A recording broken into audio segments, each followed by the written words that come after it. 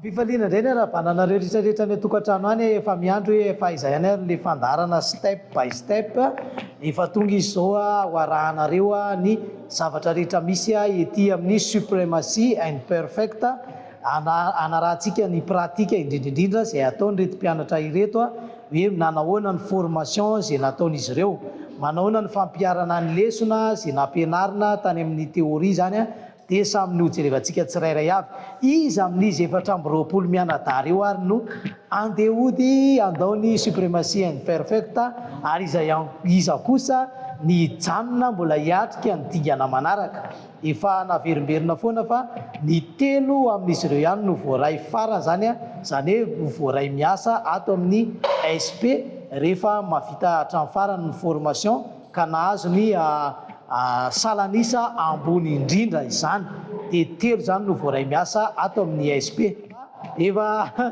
ao anatin'ny pratika moa zany, ao anatin'ny pratika ny mpianatra rehetrarehetra moa zany dia rahantsika izay pratika izay ataon'izy ireo izay dia manasa anareo any tokantrano any anaraka hatramin'ny farany dia jerevy tsara hoe iza ny tena mahay ary tena mampiatra le lesona rehetrarehetra zay nampianarina. Nareo mety tsy naharaka be an'iso mety fatapatratrareo ihany izy any tokantrano any ianona kosa ny anahy fidiko ianona kosa ny anahy fidiko tsy hoe ianona ny anarany fa ohatra hoe Kandiny anahy fidiko Rosy ny anahy dia izy ty Jessica Juliana ohatra zay zany ny fidinareo any tokantrano any dia nareo mijery eo hoe ao ry Fanilo ry Nambinina mety malahelo be le tsy voatonona dia tonontononiko daholo ihany fa mety tsy voatoniko daholo fa ataoko hoe voatonona daholo zany izy rehetrarehetra ireo. Andeha ary rahantsika aloha ny mombamomba ny zavatra rehetra ety amin'ny supremacy and perfect.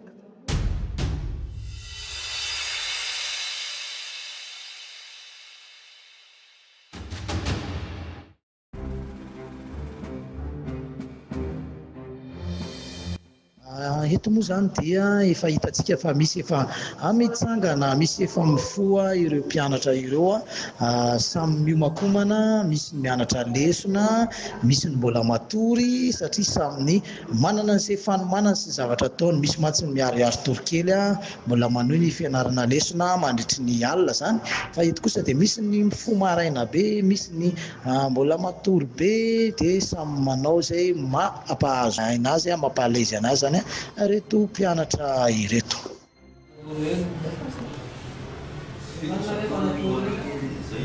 Ao anatin'ny sakafo maraina tsy maintsy atao aloha ny fihinanana sakafo maraina kosa satria hiatrika ny dingana manaraka indray dia aleo aloha misakafo maraina zany isika dia afaka misakafo maraina daholo koa ny tokantrano fa ianareo moa hariva mahita an'ity fandaharana ity dia dikan'izay tsy misakafo maraina intsony nareo fa hoanina aloha izay ho azo hoanina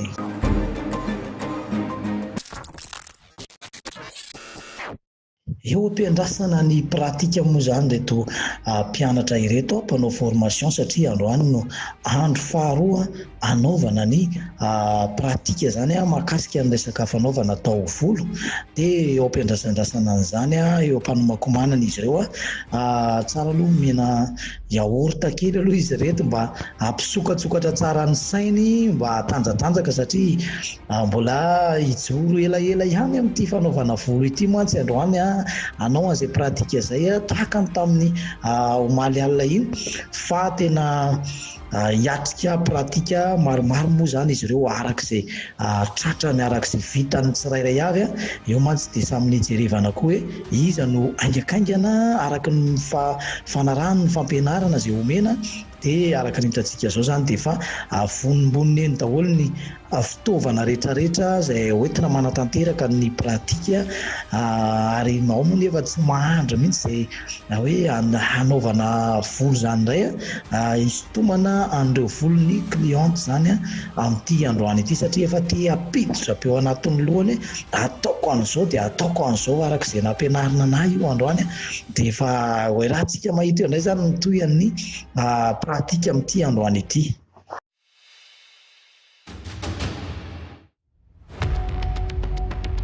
Eto moa zany dia misy ny teoria, misy ny teoria izay atao ary eto ny mpampianatra ato amin'ny SP dia manao fanadinana lesona zany ho an'ireto mpianatra 420 mianadahy ireto manadina lesona ary mampianatra ihany koa manoro. Eto hitantsika zao fa misy mannequin anankiray zany izay anoroany mpampianatra ato amin'ny SP mombamomba ny volo zany anazavana tsara mba ho fantatra ireto mpianatra ireto tokoa no zavatra ho ataony rehefa tonga ny fanaovana ny coiffage zany. Araka ny efa nambara tamintsika hoe ny teoria dia tsy maintsy ilaina moa zany satria miankina amin'ity teoria ataony tsirairay avy ity no ahafahana tafavoaka any amin'ny resaka pratika ary misy mihitsy aloha ny fanadinana an zareo teoria hoe voafihany ve le zavatra tokony ho ataony any amin'ny pratika sa tsy voafihany. Ohatrany hoe diagnostika zany zao tsy maintsy hainao aloha zany ny etapy arahana dia tsy maintsy teoria zany zay aloha, zay ianao vao afaka hanao pratika hoe ahoana amin'izay ny hipratikena an'izay hoe etapy voalohany, etapy faharoa, etapy fahatelo, fahaefatra, fahadimy, fahaenina mety ho tonga hatrany amin'ny faharoapolo izy araka izay fanampianarina dia moramora aminao zany no mifian'iny ary amin'ny pratika ary satria raha vao tsy fantatra anao ny tokony ataonao dia hifangaro sy savoritaka izay mahatonga ny mpampianatra tena sarotiny mihitsy amin'ny hoe mila hay tsara ny teoria izay vao makany amin'ny pratika zany. Tonga amin'ny fotoana tsika izay anaovana izay pratika izay mandeha tsirairay moa zany izy ireo ny amin'ny fanatanterahana ny pratika satria ho jerevana akaiky ny mombamomba azy ireo manahoana ny fomba fandraisan'ny cliente zany rehefa ao amin'ny salon de coiffure ho hijerevana tsirairay mihitsy amin'ny atsipiriany ary ny mpampianatra moa zany dia mampianatra hatrany mombamomba an'izay hoe ohatra izao ny fomba fandraisana cliente izay na fandraisana client zany izay tonga eo anatrihan'ny tsirairay avy ao anaty zany tontolon'ny asa fanaovana coiffure izany. Araka ny hitantsika eto dia mandeha ny voalohany zany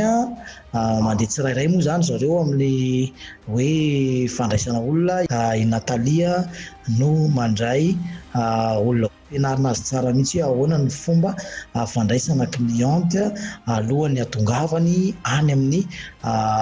toerana izay tokony fampiresahana aminy. Raha vao aty amin'ny varavarana na vao aty amin'ny fahatazanana azy zany dia efa mipetraka ny fanajana izay tokony ho atao. Izany hoe ny ISP dia tsy hoe eo amin'ny tontolon'ny volo ihany no ampianarina an'ireto olona manao formation ireto fa hatramin'ny atsipiriany mihitsy izay tokony ho ataony amin'ny fandraisan'ny cliente zany dia tahaka an'izao moa zany ny fomba fampianarana tena mandeha tsy kelikely marina satria misy zao araka ny antsika dia mamerimberina mihitsy hoe avereno fa tsy mety izany fomba fandraisanao cliente zany fa ohatran'izao ny fanaovana azy. Tena manoro amin'ny atsipiriany araka ny hainy rehetrarehetra sy izay efa nanaovana formation sy ny fahalalana rehetra ny mpampianatra eto anivony ASP dia anjaranao any tokantrano any no makafy sy mijery zany makasika an'izay hoe formation aty amin'ny ASP izay. Aza adino fa mbola misy ny formation izay karakarain'ny supremacy and perfect makasika ny resaka onglerie sy make-up izay le hoe step by step saison 2 zany dia ho anao izay any tokantrano any vomony ianao anao an'izay formation izay ho an'ny olona izay tsy manana asa ihany izy io ho an'ny olona tsy manana asa no afaka mandray anjara ao anatin'ny formation. Manoratra anarany ianao zany mazava ho azy izay vao ho raisina ao anatin'izay ary ny olona tsy manana asa nefa koa tianao le asa hoe onglerie sy make-up zany hoe manao maquillage zany ho anao izay makafy an'izany kanefa tsy manana asa dia misy ny formation izay omeny ny supremacy and perfect anao maimaim-poana fa saingy kosa ny hoe misy ny fifaninanana ka izay tafiakatra ihany mafeno ny fepetra amin'ny fampianarana izay nomen'ny ASP no voaray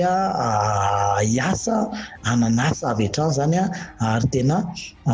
ho tonga any amin'ny tena hoe professionnel tena hoe faratapany izay mahavita ny formation hatramin'ny farany. Zay makasika an'iny fa ny atsika moa zany amin'izao fotoana izao izay nanomboka tamin'ny alatsinainy teo dia mbola ao anatin'ny formation resaka fanaovana taovolo zany, mbola tsy mifoana any amin'ny zavatra hafa aloha zany tsika dia tahak'izay ny fomba fandraisana cliente na client izay ataon'ireto mpanao formation ireto araka ny fampianarana omeny ny supremacy imperfect anazy.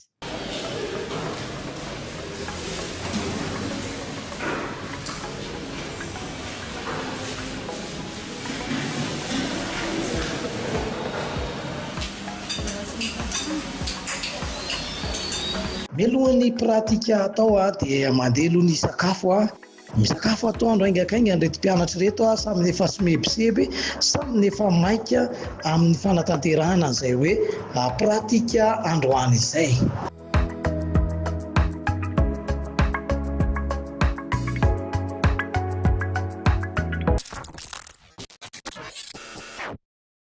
Hita mihitsy hoe step by step na mandeha tsikelikely ny formation izay omena an'ireto mpianatra ireto satria tena araha maso amin'ny atsipiriany, miaingany amin'ny fomba fampandrosoana olona manahoany zany ary eto indray araka ny tazantsika dia ny fomba fandraisana an'ireo olona ireo rehefa tonga eny amin'ny poste de coiffage, zany hoe rehefa tafapetraka eo amin'ny poste de coiffage ny cliente anankiray na ny client ihany koa moa zany dia misy indray ny toromarika, misy ny fampianarana amin'ny monde professionnel azy izay omeny ny supremacy imperfect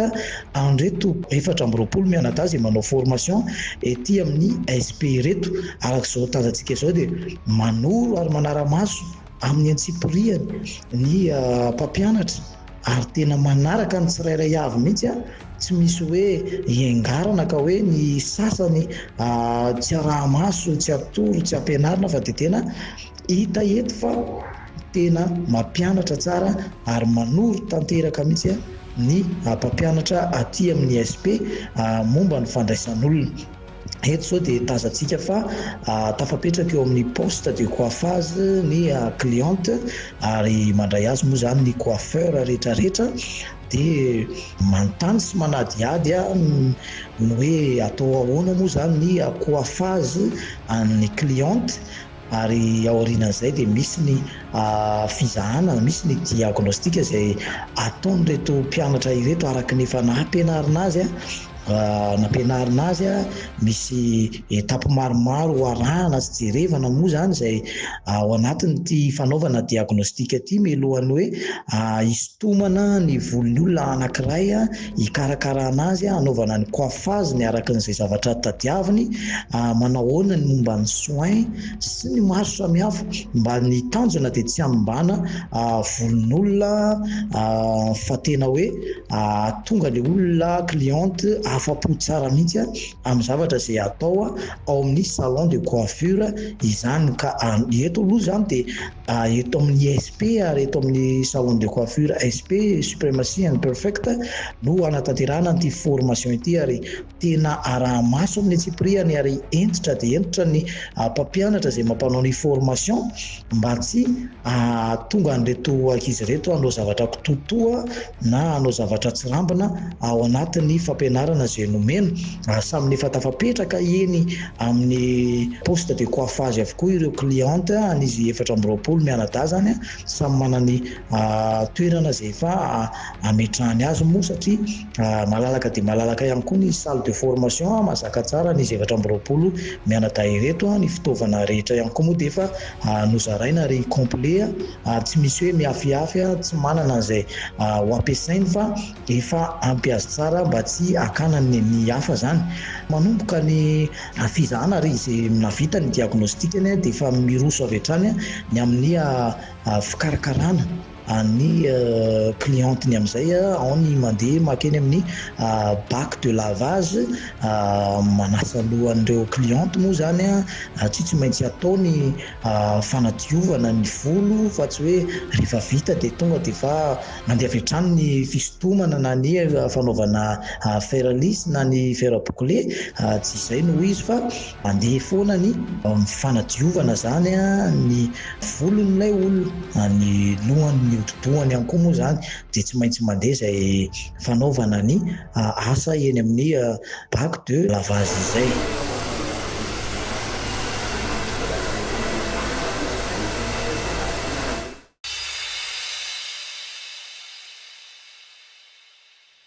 Efa mandeha moa ny fisintomana ny volo efa mandeha amin'izay ny coiffage zany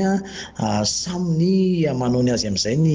tsirairay avy arahany mpampianatra maso manaraka ny toromarika ahoana amin'izay ny fomba fanatanterana an'ilay hoe brochine zany fa tsy mandehandeha ho azy hoe araka ny vetsika hoe sotosotomina fotsiny dia izay fa misy teknika daholo ny zavatra rehetra satria izay ilay hoe formation professionnelle tena hoe zavatra matianina fampianarana ho an'ny ahatonga an'ireto mpianatra reto matianina no atao fa tsy zavatra kitanotany ozy ny fitenitsika anazy zany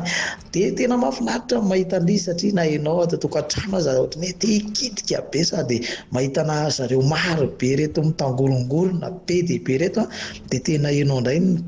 te hanao an'ilay izy zany marihana aloha fa androany ny andro faharoa azy anaovan'ireto mpianatra rehetra zany ny pratika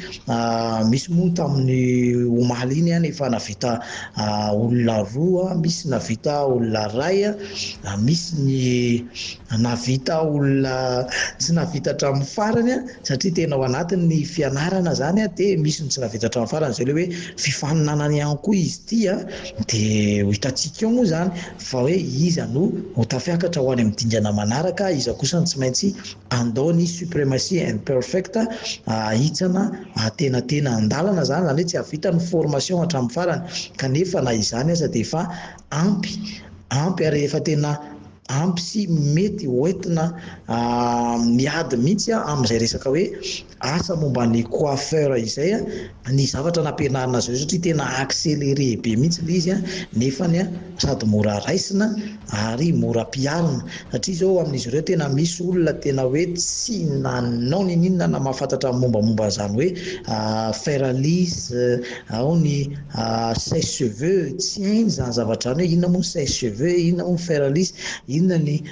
bac de lavage zany ny aina tamin'ny fiainany taloha tany izy dia tsy fahata mihitsy hoe mombamomba zany tontolo ny fanaovam-bolo na fitaovana ao anatin'izay zany fa eto kosa dia efa samy mahay daholo ny tsirairay avy dia saminy misintona ny volony clienteny avy zany anatanteraka hoe araka ny commande izay nomeny cliente hoe ohatran'izao ny anaovana ny coiffageko dia samy miezaka manao an'izay ireo tsirairay avy kanefa kosa eo ambany fanaraha-maso ny mpampianatra ato amin'ny SP dia ho an'izay manana zavatra mbola antanina moa tsy mazava tsara aminy dia miantso ny mpampianatra izy dia manatona azy eny ny mpampianatra hoe inona ny olana inona ny problème dia mampianatra an'izay ny mpampianatra izay mampanao formation eto amin'ny supremacy and perfect. Efa misy avy hatrany ny navita ireto navita ny coiffageny tsy iza zany fa irosy zany no efa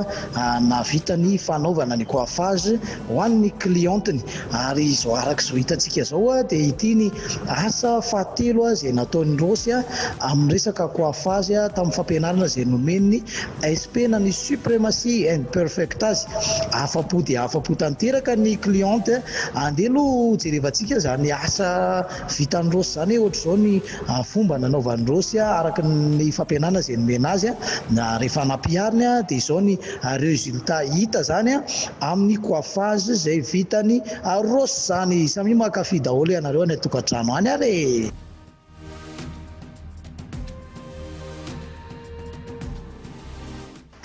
araka izany dia afa-po tanteraka ihany koa ny cliente ary manazava moa zany izy ny mahakasika ny hoe manahoana ny fampianarana izay nomeny supremacy and perfect an'ireto mpianatra ireto araka izao résultat efa hitany eny amin'ny tenan'izao ao hoe notsika aloha ny fanazavan'ity cliente izay niraisiny rosy ity. Sakonazy aloha izany dia tena mahafinaritra be mihitsy sady na za tompony ary tena afa-po tanteraka fa tena mahay ilay namboatra ilay volo tena afa-po tsara be ilay fampianarana na supremacy fa tena mahafinaritra ilay fifaninana tena tsara be. Sakonazy aloha dia rasor izy dia efa izy zao ny fitsehony maika fa hoe ao amin'ny tany amin'ny fahatelo tena mahafinaritra le tena tsara be afa-po foana zany mijery alika ny tenineko amin'ny mpanaraka ny fandarana zany a dia raha mbola misy ny lalao faharoany a dia mba manampy manentana anareo mba hiditra amin'le fifananana suprematie fa tena zao voakany tena tsara dia manampy anareo a hiditra amin'le fifananana amin'ny manaraka indray sy tapaka misy foa ny fandarana.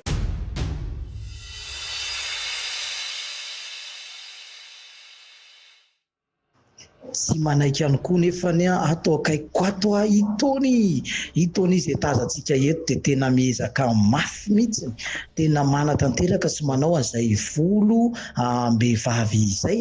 na dia hoe mbola tsy nanao an'izany volo izany mihitsy izy aratra amin'izay tahaka izao moa zany ny volo an'ity vehivavy ndraisiny taona ity tamin'ny voalohany ary rehefa vita kosa dia ohatran'izao no nanaovany azy dia samy miezaka ny tsirairay fa ny tanjona dia hoe iza no telo tafakatra ho any amin'ny dingana famaranana ary azo ny fandresena ao anatin'ity lalao step by step ity dia arak'izao hitantsika zao moa zany dia zao ny aza vitan'ny taony androany zany atao anatin'ny pratika izay nataony dia samy mijery tsara arinareo any atokantrano.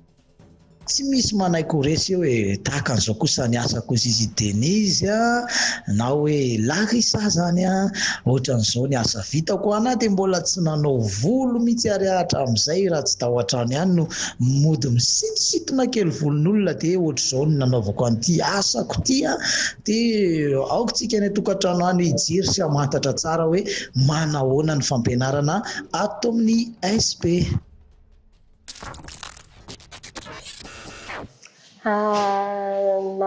Nafinaritra ny fahazahonana azy sady voatoro natoro atsipria mihitsy hoe ohatr'izao ny teknika fisintomana an'ilay volo azonana azy mangirana tena amin'ny atsipria mihitsy zany ilay fampianarana. Afa-po be mihitsy ny aloha tamin'ilay fampianarana satria zange mba mahay mitazona brochine ihany, mahay misintona ihany fa tamin'ity indray mitoraka tamin'ity pratika nataoko ity tena natorana amin'ny atsipria mihitsy ny fomba fisintomana ny volo io dia tena afa-po be mihitsy. Ie, afa-po aloha izy tamin'ny pratika nataoko satria natevina ihany ilay volo vita nataoko teo e, natevina be mihitsy sady friseny be ny volony dia afa-po be izy. Izay teneniny taminao hoe tena afa-po aho. Ny tanjoko nahatonga nahanao an'ity formation ity aloha voalohany indrindra tiako ilay izy dia mba te hiasa ato amin'ny SP ihany koa za mananantoka tena mananantoka. Tena sarotrarotra ihany nanomboka tany amin'ny fanadiovana anazy dia efa sarotra satria tena matevina be mihitsy sady jere lava sady matevina be nefa ny ohatr'izao izy. Araka ny hitantsika amin'ny sary moa zany dia ity ny volony tamin'ny voalohany talohany nanaovana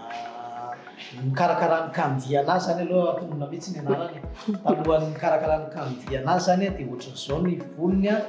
fa rehefa vita kosa ilay volo dia ohatran'izao hitantsika zao indray dia anjarantsika ny tokantrano zany no mijery nanahoana sy nanahoana zany ny fomba fandraisan'ny kandia ny fampianarana izay omen'ny SP raha andro faharoa izy zany androany no nisintona volo zany hoe pratika faharoa nataony zany ity volo hitantsika efa vita eto ity azao zany ny sariny mombamomba ny volon'ity vehivavy ity tamin'ny voalohany tamin'ny volo raisin'ny kandia izy fa rehefa vita kosa nanaraka ny fampianarana nataon'ny SP dia ohatr'izao indray ny voakana zany ka voafandroany zany zao i kandia no nisintona volo atao anatin'ny pratika izay natao tatao amin'ny formation dia izao aloha zany ny sanganasana dia anjaranareo any atokantrano any zany no mandinika sy mijery nanahoana zany ny fampianarana nomeny teto amin'ny supremacie imperfect. Afa-po aloha ve kandia amin'ilay fisintomana alisa mbola te hisintona be amin'izao. Afa-po aloha tamin'ny anazy. Zay zany dia andeha hoarahantsika indray aloha ny fanadihadiana manaraka fa zay zany momba ny kadiana zany. Ny formation azoko aloha ohatran'ny tena ohatran'ny sarosarotra ihany fa rehefa tena miezaka ianao ohatran'ny afaka ohatran'ny tafavoaka ihany ilay izy rehefa tena ezahana. Le izy tafita taty aminazy satria teo amin'ilay anona teo fotsiny izany tena nanahirana kely anahy fotsiny le soin le maniritra le volo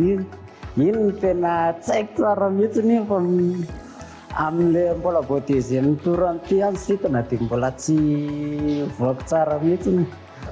mbola tsy nikasika mihitsiny tata vao sitina an'izany volo izany. Telo zany miampy omaly sy ny androany dia telo zany no vitako hatramin'ny farany. Tena ny sasana mihitsiny ka vita ny sasana dia avy eo natao ny natao soin mihitsiny zany dia asiana brosina vita ohatrany hoe volo tsotra fotsiny izao zany hitanao eo volo vita tena nahafinaritra be aloha na le fampianarana menana raha tena azoko saratsaina tsara fa le misitina le volo eo no tena tiako amin'le izy le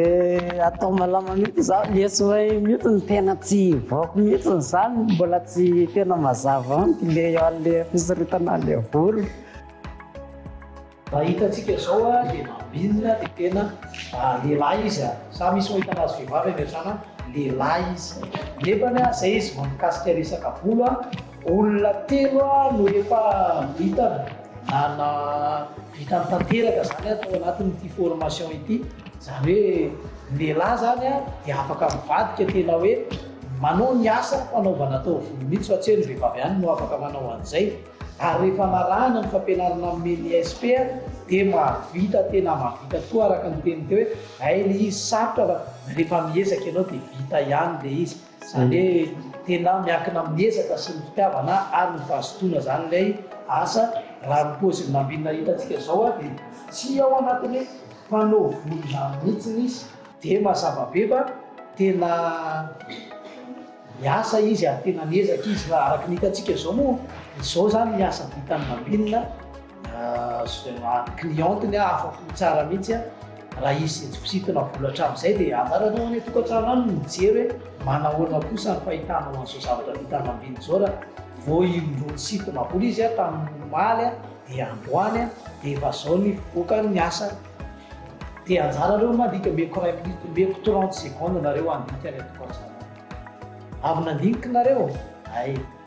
dia manahoana ny valiteninareo samy atao be miantsaina ary hoe anahoana sy anahoana fa antsika moa samy andro izy amin'ny efatra amby roapolo mianadahy no tafiditra ao anatiny izao azo ny telo voalohany ka ho tafiditra hiasa atao amin'ny SP. Zay ary aloha fa dia veloma nambinina. Veloma daholo. Coucou. Bye bye, tatsika. Bye bye.